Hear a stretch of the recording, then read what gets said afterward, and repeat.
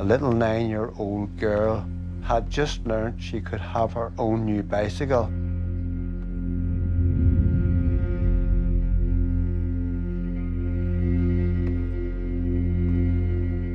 The last sighting I would ever have of our little girl was the imprint of her hair sweeping around her face as she closed the door behind her.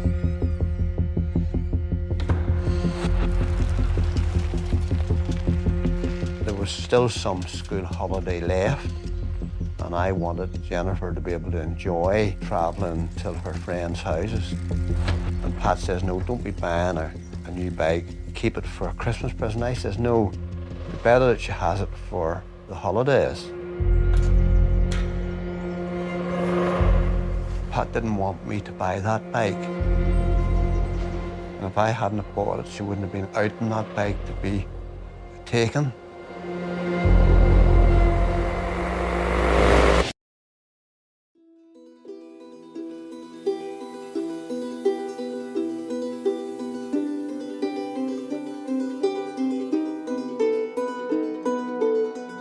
Most people are good and kind, but there are some who want to hurt children. This man came up and said, would I like to see some puppies? And I said yes. I had warned her on lots of occasions about taking lifts in cars, so I know that if she did get into a car, she was forced into it. We were dealing with a travelling sexual predator. We would just give anything, everything we've got, just to have her back. When a child disappears, publicity is vital. Bring her back, whoever has her. This was now a serial killer. There was somebody lurking there, waiting to snatch a child. A young girl just walking down the street never came back again. They just cannot be anything other than evil. It was somebody else's child next. They never stop at one. Abducted, taken south, murdered.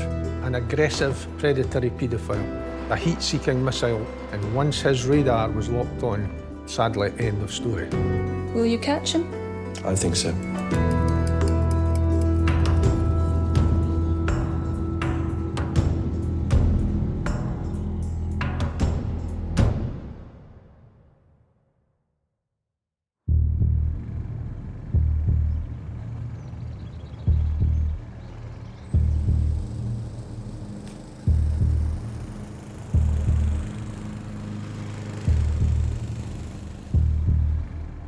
A man was mowing his lawn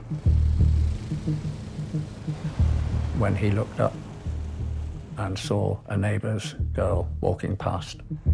She was actually on her way back to her house because her friend hadn't been where she thought she would be. He continued with what he was doing. He saw a van. And this man had stopped his van. She disappeared into thin air. The van disappeared. He felt that something was seriously wrong and raised the alarm.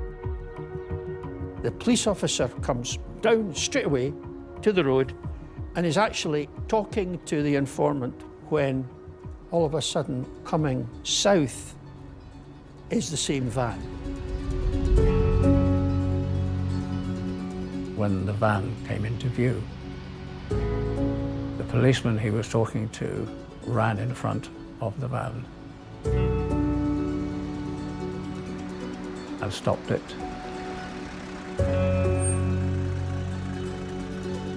The policeman opened the van. The van appeared to be empty, except for what appeared to be a bundle of rags. He thought he saw the bundle of rags moving, and he realized that actually what was a bundle of rags was a child. Bound, gagged, wrists tied, elastoplast on her mouth, a cushion cover zipped up and tied over her head. very much longer, and she would have undoubtedly died of asphyxiation. He released the child, and it was his own daughter. How that police officer managed to maintain his professionalism is one of the most extraordinary events I've ever covered as a reporter.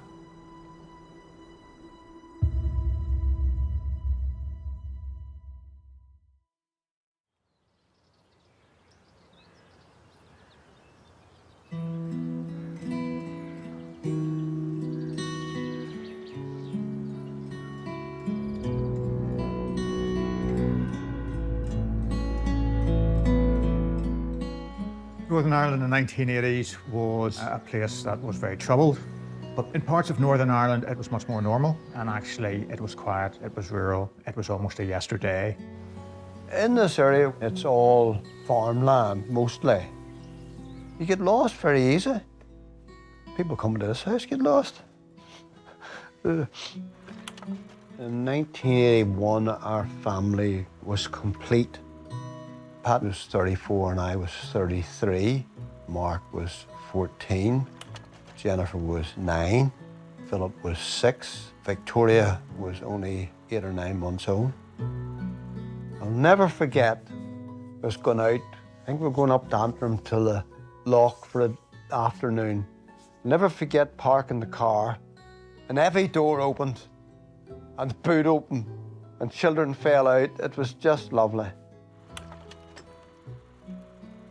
Jennifer was a lovely child. She loved people, having her friends here and going to friends. We had a lovely relationship,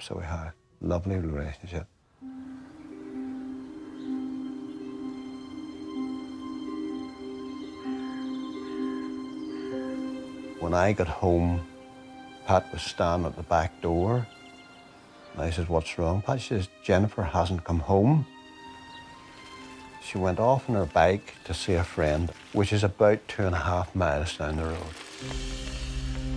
We drove down to the house where Jennifer was supposed to go to, and she never had arrived.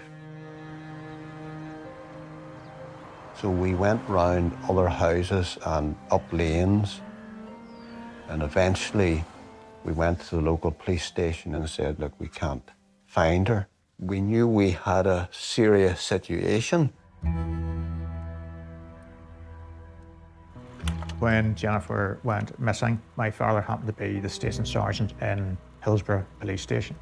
My father knew Andy Carty. Jennifer was a carefree girl, enjoyed the country life. She was near my age.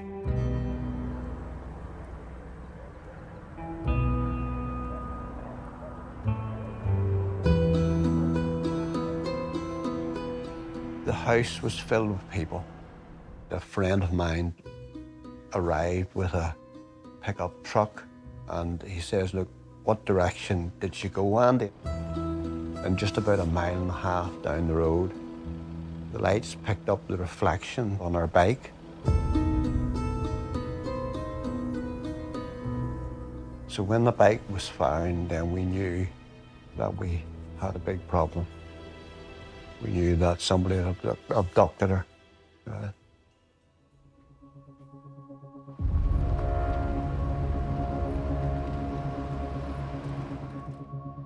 It was difficult to sleep because there's so much commotion, and I was worried for my sister. I heard my mum, scream, and I got up and I came out, and it was because her bike had been found. It was only then that it sort of hit me. My sister's missing. What's going on? From that minute onwards, our child was in danger.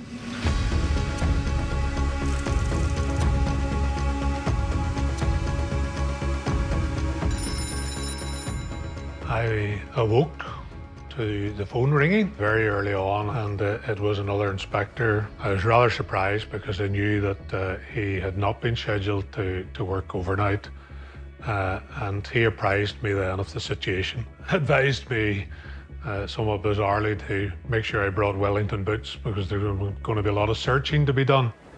Child disappearances at that time were few and far between. Very quickly, there was hundreds and hundreds of people, armed forces and police officers looking for Jennifer. The word had travelled so fast. There wasn't a house that there wasn't somebody out searching.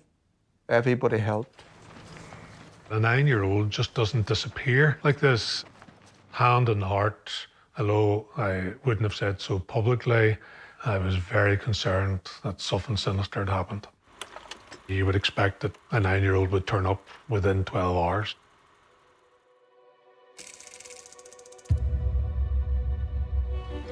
The search began last night. It centred around a wide area of remote countryside, and the difficult terrain is hampering the operation. Police blocked off roads and interviewed motorists, hoping that someone might have remembered seeing the girl. The first plan of action is to gather information, but we're talking about a 9-year-old child who left home the previous afternoon to go to a friend's house, and she never reached the friend's house, and she didn't return home.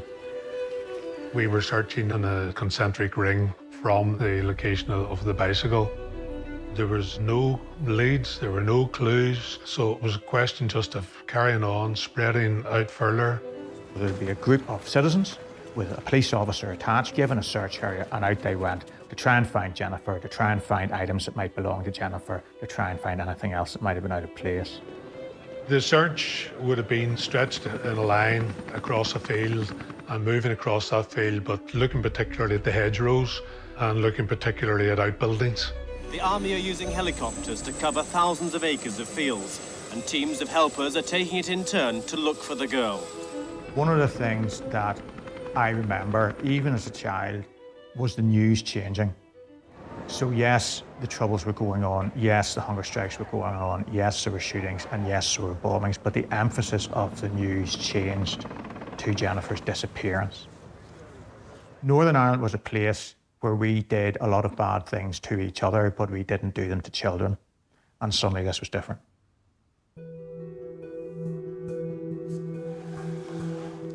In 1981, I was sent to Northern Ireland to report on their troubles. During the course of that, a child disappeared. I spoke to her father. It's a moment a reporter dreads, to knock on the door of a family where a child has gone missing.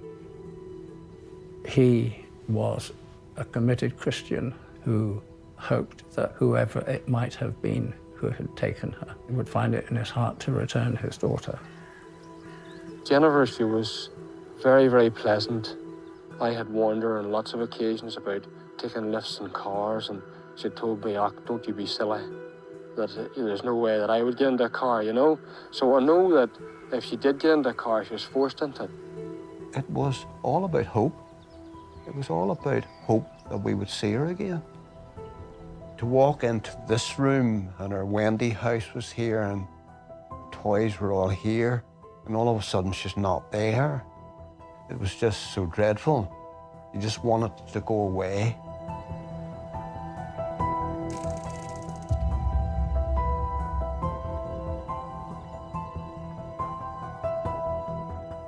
I had not really left this house over them days. So we went down to the headquarters and we met the senior policeman, and all of a sudden he was called away. We were asked to leave, and within the hour there was a lovely girl called Yvonne. She called to tell us that her body had been found.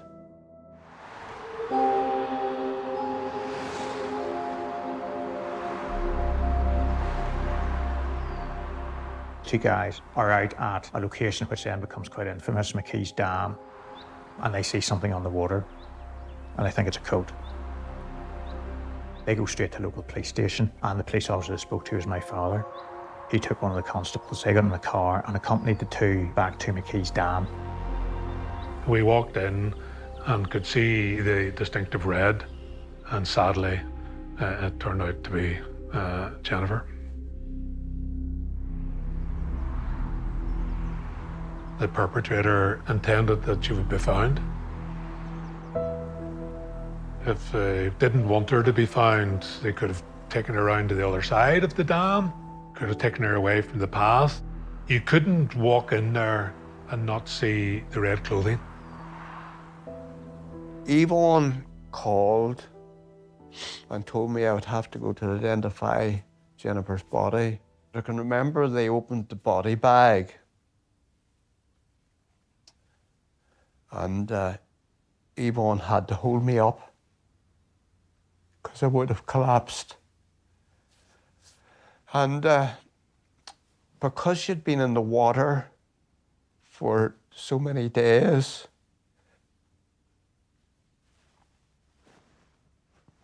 I couldn't really identify her.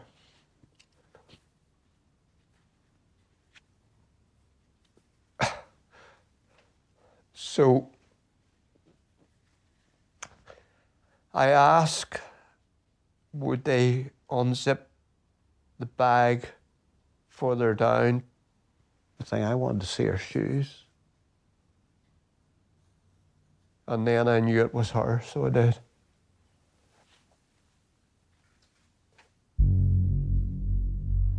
A massive hunt for the missing girl was called off this afternoon after her body was found in the lake.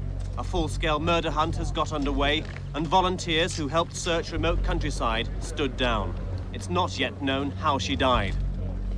The puzzle for police really at that stage was that this was a 9-year-old girl in this rural area, and she's found in a dam 15 miles away. So you're thinking, what's the connection? How did her body get miles away from where her bike was? Who had taken her? Why did they take her? For what reasoning? Did someone have a vendetta against my dad and do this on purpose? There's lots of things went through my head. I have to admit, right, and I don't often tell this, but I have to admit that revenge was a big part of my life then. If I had have found out who had done what they did to Jennifer, I would have killed them. I mean that, I would have killed them.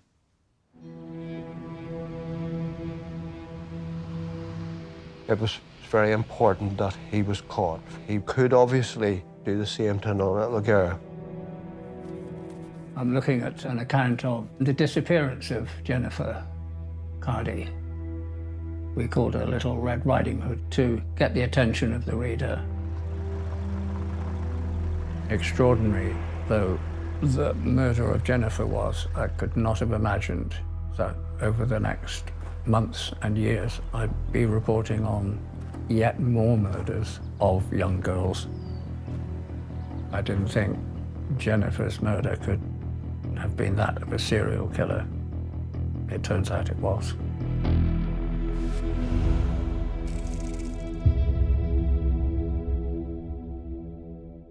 They haven't any children at all. Their ears are pink, their teeth are white. They run about the house at night. They're little things they shouldn't touch. Mrs. Maxwell said that that day had been the first time Susan had been allowed to walk home alone.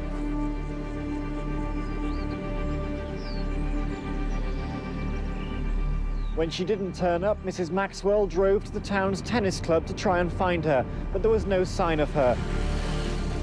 She then began ringing around friends and relatives, but no one had seen Susan. Susan had gone missing while walking home from a game of tennis with a friend. Sadly, she disappeared on her way back home.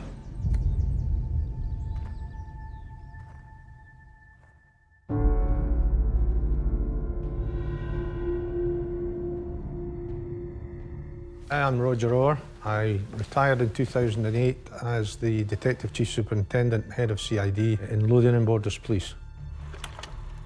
Susan was 11 at that time. She had quite dark shoulder-length hair and would have been quite distinctive, even at that time, on a busy route, which was a main trunk road from south to north. A very responsible young girl who does what she's told, follows regular routines, who has suddenly and inexplicably gone missing for the first time. I was inspector in the Serious Crime Squad Right from the start, they thought it was a serious matter. We very, very quickly traced witnesses who had seen her on the road, and then a car had come along a few minutes later and she'd been gone. So we were very, very quickly of the view that she'd been snatched. Susie had been dragged into a vehicle and away. When a child disappears, publicity is vital. We would just give anything, everything we've got, just to have her back. Please let us have her back. Susan's parents, Liz and Fordyce, were both journalists, so they understood why we were there and the value of publicity in the hunt for their missing daughter. Nobody knew where she was. She could have been anywhere. Trace, interview, eliminate. Now, the tracing and interviewing is the easy part. The eliminating is harder because sometimes people don't have an alibi. Who could possibly have snatched Susie from outside Coldstream? One of the main groups that used that road were delivery van drivers. But we started to build up a picture of what we knew was travelling on that road at that time as best we could. And of course, after 24 to 48 hours, you're hoping for the best, but you're fearing for the worst. This afternoon, 12-year-old Susan Jackson played the part of the missing Susan Maxwell in this reconstruction of last Friday's walk. Susan, wearing an identical outfit and carrying a tennis racket and ball, crossed the bridge over the River Tweed at Coldstream and continued 50 yards to the spot where she was last seen. This case brought huge publicity as the word went out, and as more and more people became involved and more people became interested in the case, so more and more of these phone calls came in. We were pretty well set up in the 1980s. There was one problem, one weakness, and that was we were still working with the old card index system, and that really hadn't changed in 100 years. I mean, if you went back and looked at the Whitechapel Ripper murders of 1888, the famous Jack the Ripper murders, you would recognise the admin system they used with the admin system we were using 100 years later. The problem with card index systems is not where you start, but where you finish. You have massive incident rooms with tens of thousands of cards, which are impossible for any human being to actually get their head round or collate. Every morning I feel this is going to be the day. We're going to get that phone call today to say she's going to be all right.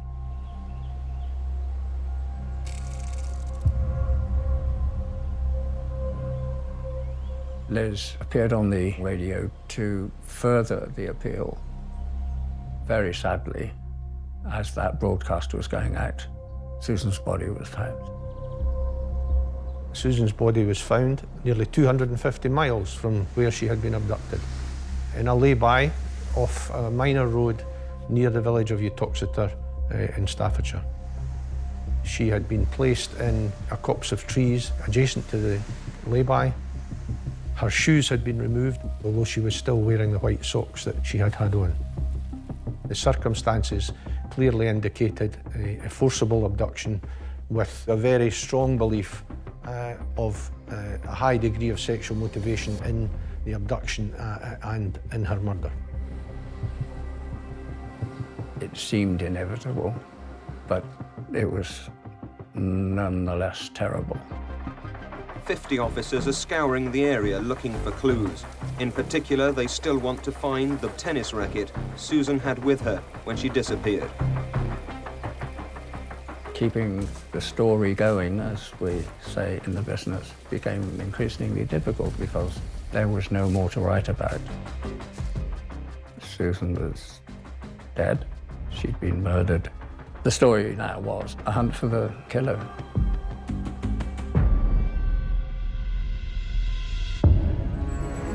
Police from Staffordshire and Northumbria are now manning an incident room around the clock. They're hoping that someone may have noticed the schoolgirl's vivid clothing as they drove past the spot where she was found. We now had a very, very complicated investigation on our hands. We had Lothian and Borders, we had Northumbria, and we had Staffordshire.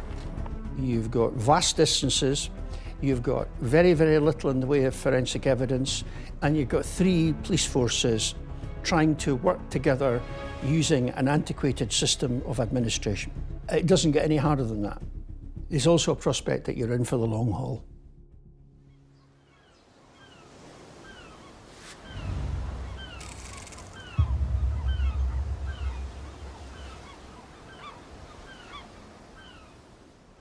In July of the following year, 1983, Caroline Hogg, aged 5, goes missing.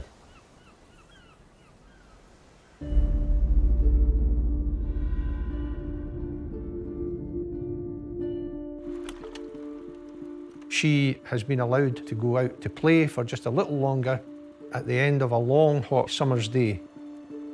And she's dressed very prettily in a little dress with training shoes, white socks, and her hair is blonde, tied up with bunches. Caroline was allowed out to play for just 5 minutes at 7 o'clock in the evening. Inexplicably, she wandered further than ever before from her beachfront home. At the end of the road, just 100 yards away, the Fun City Fairground was in full swing, and that's where she went. She's seen by several people on the promenade at that time, and one in particular is also able to describe someone on his own watching the children playing.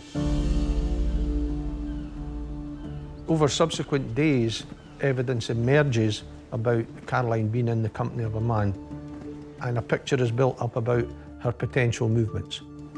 There was a description of a girl like Caroline on the promenade, hand in hand with this scruffy-looking man. There was a description of Caroline and this scruffy-looking man in the fun fair. The scruffy man pays for her to go on a ride in the amusement arcade. And then these sightings stop. 1 minute she's there, the next minute she's disappeared. It's a strange phenomenon because there were so many people on that promenade that night who felt they should have seen something significant, all of which may have been true and none of which may have been true. Marion Beck, the 4-year-old daughter of one of the policemen hunting Caroline, retraced the girl's footsteps. She was dressed identically in an effort to jog the memory of anyone who might have seen Caroline the night she disappeared. Police are still appealing to anyone who was at the fair on July the 8th to come forward. The sightings of the scruffy man were obviously of importance. Whilst they had a degree of variation between them, there was sufficient commonality that justified us in putting out one artist's impression.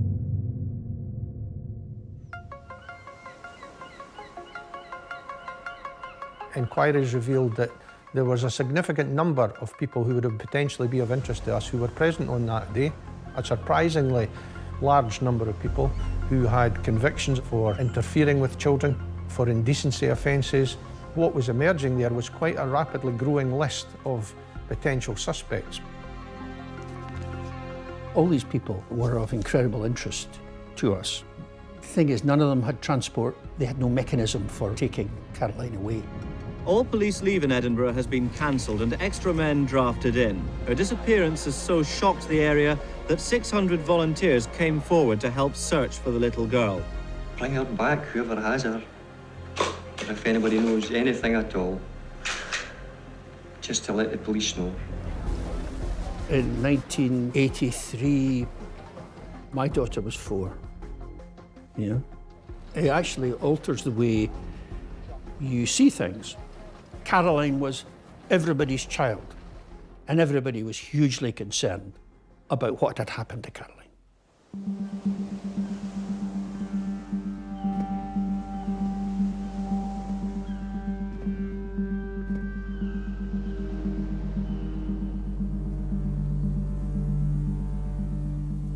Caroline's body was found almost 300 miles south of where she had gone missing, again in a lay-by adjacent to a busy road near the village of Twycross in Leicestershire.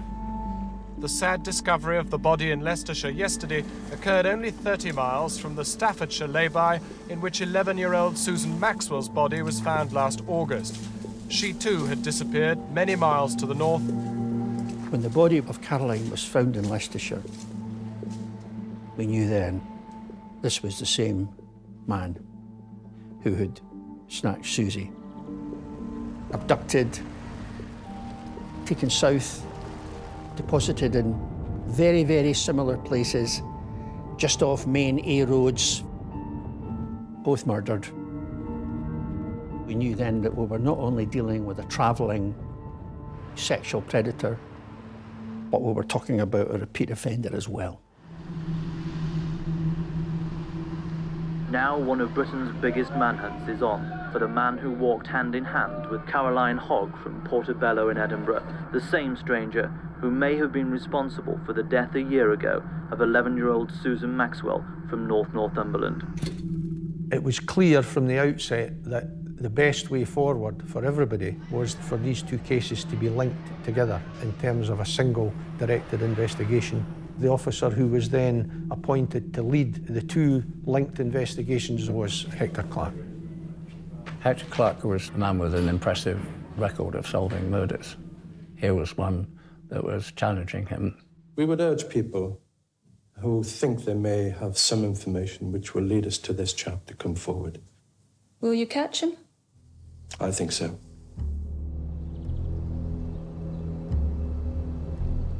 What we knew about this person was that he was a predatory paedophile who targeted young girls.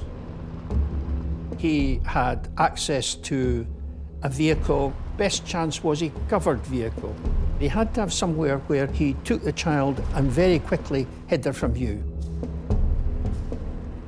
We were struggling. Fortunately for us, the ghost of the Yorkshire Ripper came to our assistance, because the Yorkshire Ripper had been such a catastrophe for policing in the UK. It was a classic case of very good people but poor systems. Hector Clark, as a young detective, had worked on the Yorkshire Ripper cases, and he had the bruises. He went to see the Chief Constable of Lothian and Borders Police, and we had just got a computer system for crime recording. And Hector used that computer to build the very first major incident index system on it.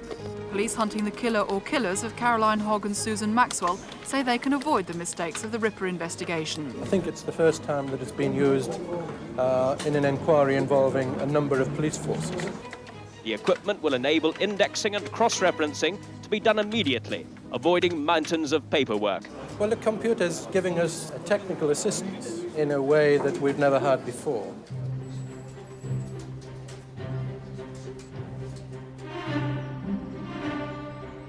We have forensic examinations being carried out all over the country. We have locations being forensically examined. We've been interviewing people, we've been tracing suspects, we've been eliminating suspects. We've been doing pretty much everything that we can between, at that stage, 4 forces.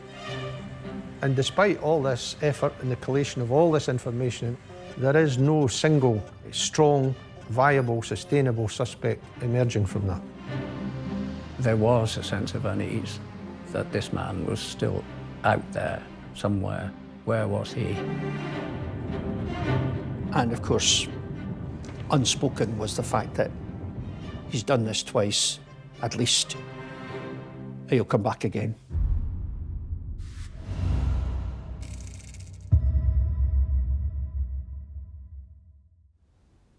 On the 26th of March, 1986, I received word across the force area that a child had gone missing. Sarah Jane Harper, she was 10.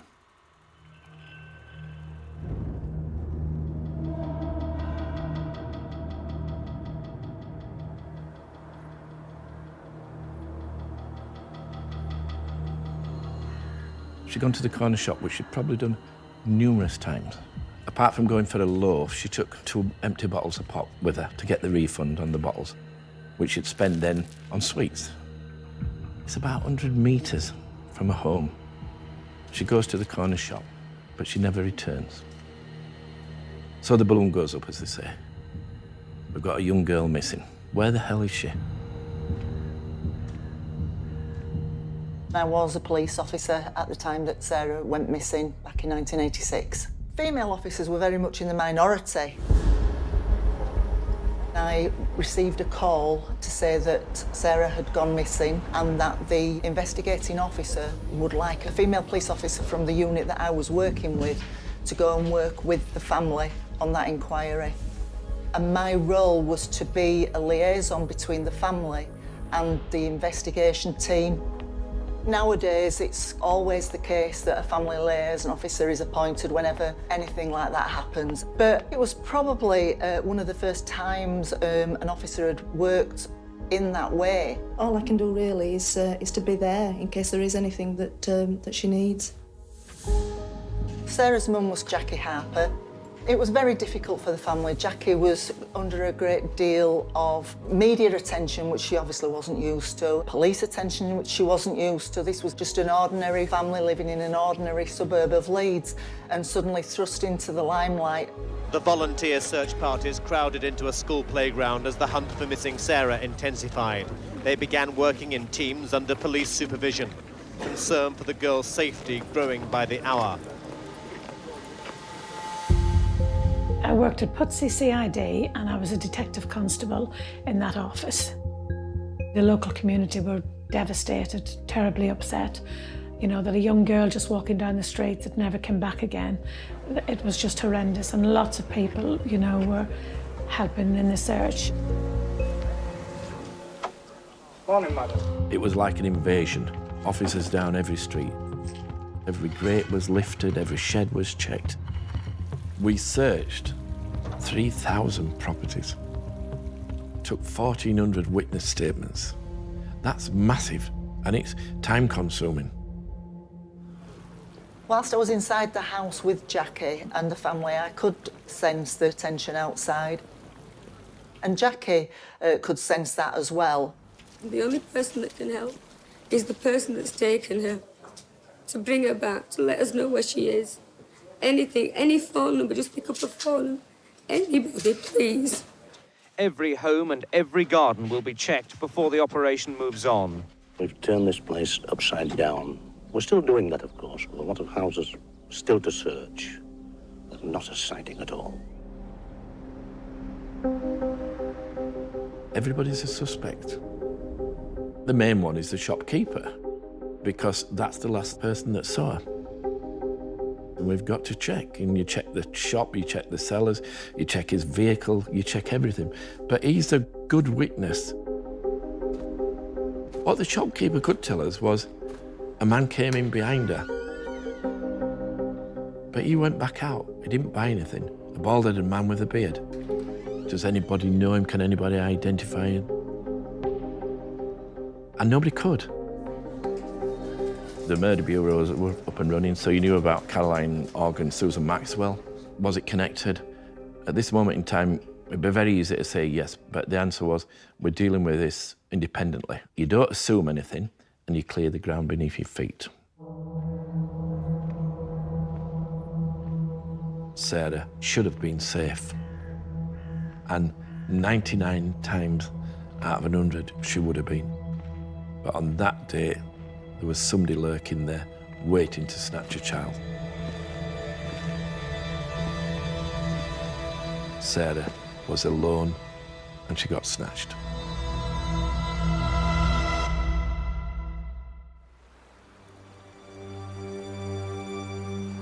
Police searchers started near the spot where Sarah was found and worked their way upstream along the banks of the River Trent. Her body was only partly clothed. They're looking for the shoes, blue anorak and pink corduroy skirt she was wearing when she was abducted. After the body of Sarah Harper was found, I was absolutely shocked. I remember going to the bathroom after we'd had that sort of briefing and crying. It was just so upsetting, and I know quite a lot of my colleagues. You always put a poker face on for the public, but it was really hard. She was a very streetwise young girl, Sarah. She was a real little local toughie. She could stand up for herself. She quite clearly had put up a considerable struggle. When her body was subsequently discovered floating in the River Trent in Nottinghamshire, she too had been forcibly abducted. She had been restrained. She had been subject to manual strangulation. We weren't sure where she'd been put in the river, but we knew where she was found, and where she was found was in fairly close proximity to the other deposition sites. Where her body was found was in this triangle. And we journalists called it the murder triangle. The next big moment in the story was when Hector Clark announced that they were linking the 3 murders. This was now a serial killer. He's not going to stop at Sarah, is he? It was somebody else's child next. I don't know how he can live with himself. If he could just see what he was doing to people, he'd not be able to live with himself.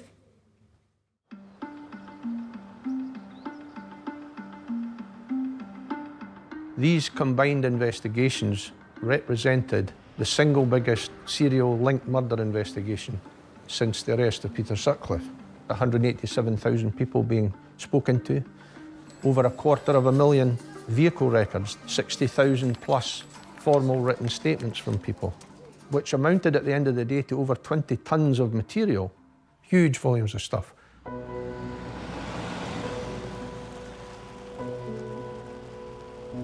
Somewhere in the back of a very twisted mind, he may have wondered that events would catch up with him.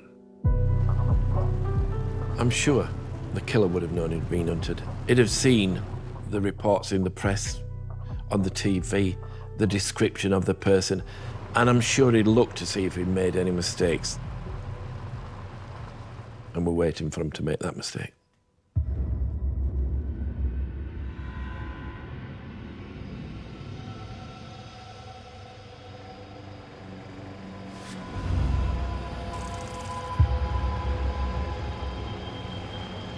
Word came to us that there'd been a significant arrest. Then the extraordinary circumstances of how the man was arrested were given to us. In July 1990, he drove his transit van through a village on the Scottish borders. Here, he abducted a schoolgirl that was spotted and stopped by the local police. And this is a child walking down towards the van and then disappearing out of sight. You have this man who is not a member of the public, but he's got his eyes open. I ran into the car and got a pen and paper and noted the registration. It's almost stranger than fiction. The local police officer who is on duty that day steps out and stops the van, opens it up. They find what looks like a purpose-built sleeping bag, and in that is his daughter. A man had been placed into custody and was being taken to a local police station. The man arrested was a disgusting pervert with a fixation on young girls. Robert Black.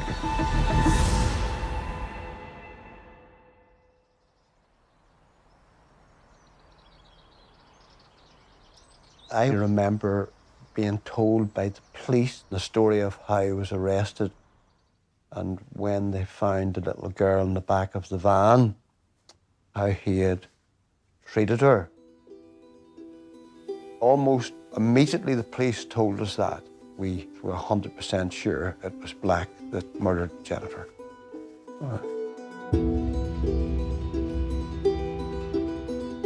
What happened after the arrest of Robert Black was even more remarkable than what happened before. We still have 3 unsolved, significant, major child murder inquiries on our hands. This could be the most viable suspect that we'd yet seen to date after all these years of investigation. He wasn't talking, he was admitting nothing. So how to prove all those years later that he was the man who had killed these girls? Okay, this interview has been tape recorded. Robert, could you give me your full name, please? Robert Black.